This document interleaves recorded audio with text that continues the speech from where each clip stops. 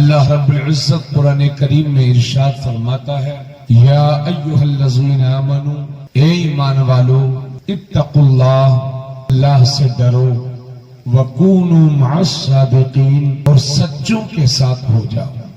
اللہ سچا ہے، سچ بولنے والوں کو پسند فرماتا ہے۔ رسول اللہ صلی اللہ علیہ وسلم اصدق الصادقین ہیں، سارے سچوں میں سب سے بڑے سچے ہیں، اور انہی کی حدیث ہے، جو جھوٹ بولتا ہے رحمت کے فرشتے اس سے 1 میل دور چلے جاتے ہیں، کیونکہ جھوٹ بولنے کے وقت اس کے منہ سے اتنی بدبو آتی ہے کہ رحمت کا فرشتہ 1 میل دور ہو جاتا ہے۔ پھر وہ جھوٹ بولتا ہے، پھر وہ فرشتہ 1 میل دور چلا جاتا ہے۔ تو سارے اولیاء اللہ سچے، صحابہ سچے، شہداء سچے، اولیاء سچے، تو ان حضرات کے ماننے والوں کو بھی سچا ہی ہونا چاہیے۔ تو اللہ سے ڈرو مسلمانوں، اور سچوں کے ساتھ ہو جاؤ۔ ایک موقع پر صحابہ کرام رضوان اللہ تعالی علیہم اجمعین نے عرض کیا، یا رسول اللہ، وہ کون سی چیزیں ہیں جن کی وجہ سے انسان جنت میں سب سے زیادہ جائے گا؟ تو اللہ کے نبی صلی اللہ علیہ وسلم فرماتے ہیں کہ اللہ کا ڈر اور حسن اخلاق، یہ 2 چیزیں ایسی ہیں کہ اللہ کا ڈر اور حسن اخلاق، یہ 2 چیزیں ایسی ہیں کہ جس کی وجہ سے انسان جنت میں سب سے زیادہ جائے گا۔ صحابہ کرام رضوان اللہ تعالی علیہم اجمعین نے عرض کیا، یا رسول اللہ، وہ کون سی چیزیں ہیں کہ جس کی وجہ سے انسان جہنم میں سب سے زیادہ جائے گا؟ تو اللہ کے نبی صلی اللہ علیہ وسلم فرماتے ہیں، دونوں جبڑوں کے بیچ میں یہ زبان، اور دونوں رانوں کے بیچ میں یہ شرمگاہ، یعنی زبان کی برائیاں اور شرمگاہ کی برائیاں، یہ انسان کو جہنم میں سب سے زیادہ لے کر کے جائیں گے۔ اور میرا خیال یہ ہے کہ انسان زبان اور شرمگاہ کی وجہ سے جہنم میں سب سے زیادہ جائے گا، اور مجھے لگتا ہے جب ہم اس کا جائزہ لیں تو جیل میں بھی سب سے زیادہ زبان اور شرمگاہ کی وجہ سے انسان جاتا ہے۔ یا تو کسی سے لڑ کر کے گیا ہوگا، یا پھر کسی کے ساتھ چھڑکھانی یا معاذ اللہ بدفعلی کی ہوگی، تب جیل میں گیا ہوگا۔ تو یہ 2 چیزیں ایسی ہیں کہ جس کی وجہ سے انسان جہنم میں سب سے زیادہ جائے گا۔ میرے دوستو، میری بات پر غور فرمائیں۔ تو اللہ کا ڈر اور حسن اخلاق، یہ انسان کو جنت میں سب سے زیادہ لے کے جائے گا۔ اب اللہ کے ڈر میں یہ بھی شامل ہے، آقا کریم صلی اللہ علیہ وسلم فرماتے ہیں، المسلم من سلم المسلمون من لسانہ ویدہ۔ حضور فرماتے ہیں، مسلمان وہ ہے جس کی زبان اور ہاتھ سے دوسرا مسلمان محفوظ رہے۔ کہیں سبحان اللہ۔ یعنی ہمارا ایمانی تقاضا یہ ہے کہ ہم زبان سے کسی کو گالی نہ دیں۔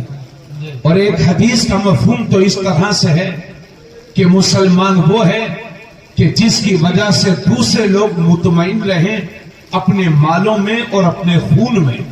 یعنی مسلمان جہاں ہے تو اس کے پڑوسی اس بات سے مطمئن رہیں کہ مسلمان ہمارا مال نہیں چھینے گا، مسلمان ہماری چوری نہیں کرے گا، مسلمان ہم کو مالی نقصان نہیں پہنچائے گا، اور مسلمان ہمیں جانی نقصان بھی نہیں پہنچائے گا۔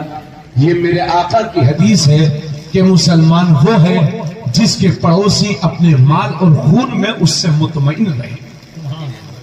کہیں سبحان اللہ۔ میرے عزیز ساتھیوں، اب آئیے اتنی باتیں سننے کے بعد آئیے بخاری شریف کی ایک حدیث پیش کروں جس کے راوی حضرت عبداللہ ابن عمر ہیں۔ نبی کریم صلی اللہ علیہ وسلم فرماتے ہیں بنی الاسلام علی خمس شہادت ان لا الہ الا اللہ وان محمد رسول اللہ واقام الصلاۃ وایتاء الزکاۃ والحج وصوم رمضان۔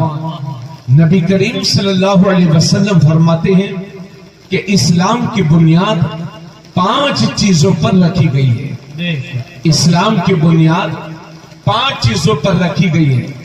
جیسا کہ کوئی گھر بنتا ہے، کوئی روم بنتا ہے، کوئی حجرہ بنتا ہے تو 4 ستون ہوتے ہیں اور ایک چھت ہوتی ہے، 5 مل کر کے گھر بنتا ہے، ایک حجرہ بنتا ہے، ایک روم بنتا ہے۔ اللہ کے نبی نے اسی سے تشبیہ دی اور فرمایا اسلام کی بنیاد بھی 5 چیزوں پر ہے۔ سب سے پہلی چیز شہادت اللہ الہ الا اللہ وان محمد رسول اللہ۔ سب سے پہلی چیز اس بات کی گواہی دینا کہ اللہ کے سوا کوئی معبود نہیں اور محمد صلی اللہ علیہ وسلم اللہ کے رسول ہیں۔ وَإِقَامِ الصَّلَاةِ اور نماز قائم کرنا، وَإِيتَاءِ الزَّكَاةِ اور زکوٰۃ ادا کرنا، وَالْحَجِّ اور زندگی میں ایک بار صاحب حیثیت کو حج کرنا، وَصَوْمِ رمضان اور رمضان شریف کے مبارک مہینے کے روزے رکھنا۔ یہ 5 چیزیں وہ ہیں جنہیں ارکان خمسہ کہتے ہیں، جو اسلام کے بنیادی رکن ہیں۔ ان میں سب سے پہلی چیز اللہ کی توحید کی گواہی، حضور کی رسالت کی گواہی۔ اور جب ایمان پختہ ہو گیا، عقیدہ بہتر ہو گیا، تو سب سے بڑا فرض ایک مسلمان کے لیے وہ 5 وقت کی نماز ہے۔ سبحان اللہ، کہیے سبحان اللہ۔ آپ لوگ ذرا شہر کے لوگ ہیں، آپ تو بڑا نازک مزاج ہوتا ہے شہر والوں کا، میں آپ سے کچھ کہہ بھی نہیں سکتا۔ خیر جہاں بیٹھے وہیں سنے۔ بھائی یہ مائک کی آواز کم کیوں ہو گئی ہے؟ اتنا کر دو کہ کم سے کم بولنے میں دقت نہ ہو۔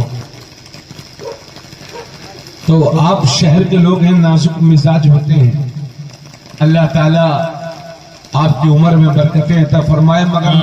مگر میں بھی رامپور سے آیا ہوں جہاں کی نوابی بڑی مشہور ہے، مگر میں اس موقع پر کچھ نہیں کہوں گا، بس جس مقصد سے آیا ہوں اسی مقصد کی طرف گامزن ہوں۔ سبحان اللہ۔ حضرات ایک ایک بات کو غور سے سنیں۔ ایمان کی پختگی کے بعد ایک مسلمان کے لیے سب سے بڑا فرض ہے نماز، اس کے بعد زکات، یعنی جس کے پاس 7.5 تولہ سونا یا 52.5 تولہ چاندی ہے یا اتنی مالی حیثیت رکھتا ہے، اتنا مال ہے اس کے پاس یا تجارتی سامان ہے، اور اس پر 1 سال گزر جائے تو اللہ نے ہر مسلمان مالی کے نصاب میں 2.5% ہمارے غریب مسلمان بھائیوں کا حصہ رکھا ہے، جسے زکات کہتے ہیں۔ میں تو کبھی کبھی کہا کرتا ہوں کہ اگر مسلمان ایمانداری کے ساتھ اپنی زکات نکال دے تو ہماری قوم کے لوگوں کو کسی دوسرے کے آگے ہاتھ پھیلانے کی قطعی ضرورت نہیں پڑے۔ والحج اور زندگی میں ایک بار ہر صاحب حیثیت کو حج کرنا، یعنی جو آدمی اتنی مالی حیثیت رکھتا ہو کہ اپنے گھر سے مکہ شریف تک جانے کے اخراجات برداشت کر سکتا ہو اور جتنے دن وہاں رہے اپنے خرچ سے وہاں دنوں کو گزار سکتا ہو، کسی کے آگے بھیک ہاتھ نہ پھیلانا پڑے اور واپس اپنے کرائے سے اپنے گھر تک آ سکتا ہو، اور جتنے دن یہ وہاں رہے اتنی مدت میں اس کے بچے گھر پہ بھوکے پیاسے نہ رہیں۔ اگر اللہ نے اتنی مالی حیثیت کسی کو عطا فرمائی ہے تو اس کے لیے زندگی میں ایک بار کعبۃ اللہ کا حج کرنا فرض ہو جاتا ہے۔ کہیے سبحان اللہ۔ وصوم رمضان اور رمضان شریف کے مبارک مہینے کے روزے رکھنا، یہ 4 فرض ہیں اسلام میں جنہیں فرائض اربع کہتے ہیں، یعنی اسلام کے بڑے بڑے 4 فرض، یہ ایسے فرض ہیں کہ اگر ان کی فرضیت کا کوئی انکار کر دے گا تو وہ مسلمان نہیں رہ جائے گا، وہ اسلام سے خارج ہو جائے گا۔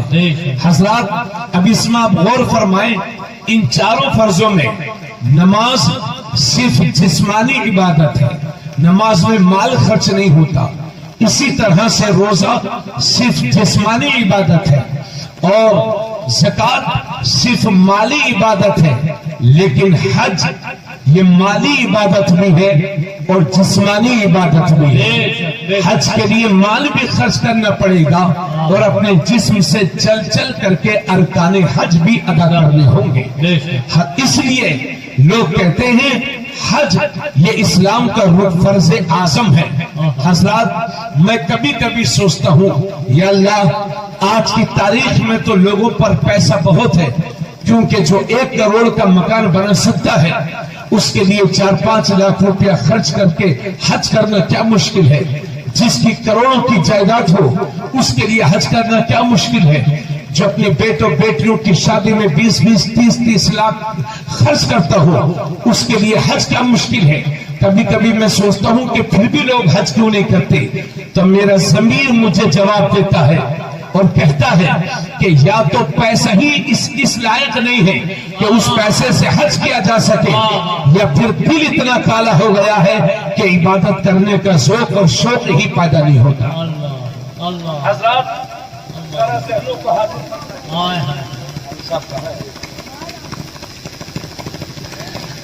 ذہنوں کو حاضر فرمائیں۔ اب جب ہم اپنے معاشرے پر دیکھیں، اللہ فرماتا ہے یا ایھا الذین آمنوا قوا انفسکم واہلیکم نارا وقودھا الناس والحجارہ، اے ایمان والو اپنی اولاد کو اور اپنے آپ کو جہنم کی آگ سے ڈراؤ جس کے ایندھن انسان اور پتھر ہے۔ یہ میرا رب قرآن میں واضح اور صاف لفظوں میں فرماتا ہے۔ لیکن جب ہم اپنے معاشرے پر غور کرتے ہیں تو مسلمان اپنے گریبان میں جھانک کر دیکھو کہ ہم جہنم کے عذاب سے اپنی اولاد کو ڈرا رہے ہیں، کیا ہم ایک بہتر باپ ہونے کا حق ادا کر رہے ہیں؟ نبی کریم صلی اللہ علیہ وسلم فرماتے ہیں ایک باپ کی طرف سے اس کی اولاد کے لیے جو سب سے بڑا گفٹ ہوتا ہے وہ بہترین تربیت ہوتی ہے۔ اگر آپ گفٹ نہیں دیں گے تو بیٹا ایک بار روئے گا، اور بہترین تربیت نہیں دیں گے تو زندگی بھر خود بھی روئے گا اور آپ کو بھی رلائے گا۔ اس لیے مسلمان ہو الحمدللہ تو آپ کی یہ بھی ذمہ داری بنتی ہے کہ اپنے بچوں کی بہترین تربیت کیجیے۔ لیکن جب ہم اپنے معاشرے پر غور کرتے ہیں تو ہم دیکھتے ہیں جیسے ہی ہمارا بچہ 10-12 سال کا ہوا تو ہم دیکھتے ہیں کہ ہم لوگ 100 روپے دے دیتے ہیں، 50 روپے دے دیتے ہیں اور کہتے ہیں بیٹے جاؤ بالوں کو کلر کروا لو۔ اب کوئی نیلے کروا رہا ہے، کوئی پیلے کروا رہا ہے اور کوئی ہرے کروا رہا ہے، یعنی ہمارے بچوں کو بالوں کی کٹنگ کے نام تو یاد ہے لیکن داڑھی جو میرے نبی کی سنت ہے آج ہماری نوجوان نسل اس کو بھولی ہوئی ہے۔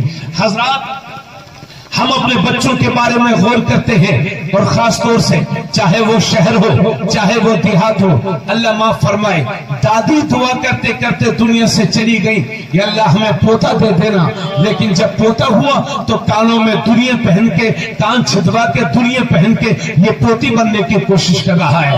ہمارا بچہ 15 سال کا ہوا تو ہم نے 50,000 روپے کا موبائل لے کر کے دے کر کے اپنے بچوں کو لفنگا بننے پر مجبور کیا ہے۔ ہمارا بچہ 18 سال کا ہوا تو ہم نے 1 لاکھ کی موٹر سائیکل خرید کر دے دی۔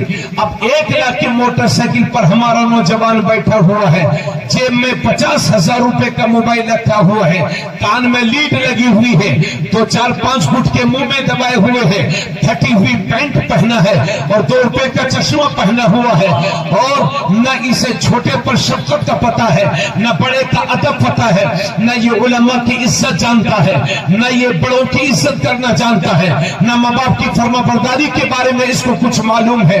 और हालत ये है कि कभी कभी तो देख कर नहीं लगता ये किसी मुसलमान का बच्चा है। फजा में तुम हो न सारा तो तमकुल में हुरूर, ये मुसलमान है कि जिन्हें देख के शर्माए यहूद। आज हम अपनी नौजवान नस्ल को देखते हैं तो कोई हाथ में कड़ा पहने घूम रहा है, कोई जंजीर पहने घूम रहा है, कोई लाल धागा पहने घूम रहा है, कोई बदन पे टैटू बनवाए घूम रहा है। अगर किसी के मजहब में कड़ा पहनना जायज है तो वो पहने, हमें उससे कोई मतलब नहीं है। लेकिन मैं बहैसियत मुस्लिम मुबल्लिग बात करता हूँ, इस्लाम की बात करता हूँ। इस्लाम में मर्द के लिए सिर्फ एक अंगूठी 4.5 माशा से कम जिसका वजन हो, एक नक्की चांदी की एक अंगूठी, एक नक्की जिसका वजन 4.5 माशा से कम है, बस उतनी ही एक अंगूठी पहनना जायज है। उसके अलावा हर किस्म की धात, लोहा, तांबा, सोना, पीतल, इन सब की चैनें, जंजीरें, अंगूठियां पहनना इस्लाम ने मर्दों पर हराम फरमा दिया है।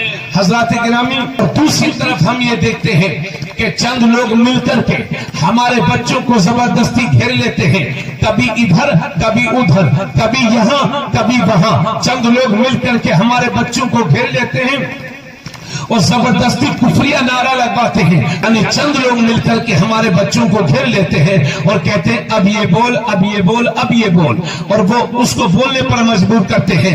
इस तरह के हालात कभी उधर कभी यहाँ कभी वहां होते रहते हैं। अल्लाह आपकी जानो माल की हिफाजत करे, मेरी भी जानो माल की हिफाजत करे, मगर कोई गारंटी नहीं कि कब किसके साथ क्या हालात पेश आ जाए।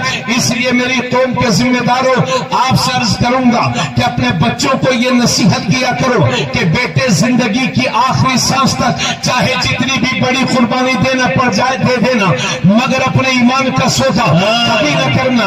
इसलिए कि घर टूट जाएगा दोबारा बन जाएगा, मोबाइल गुम हो जाएगा दोबारा खरीद लोगे, लेकिन ईमान जाए हो गया तो फिर कुफर की जिंदगी, जिल्लत की जिंदगी है। इसलिए मैं कभी कभी कहा करता हूँ, ए लोगों, आज के जमाने में अपनी जान बचाने से ज्यादा ईमान बचाने की फिक्र कीजिए। जान बचाने से ज्यादा ईमान बचाने की फिक्र कीजिए।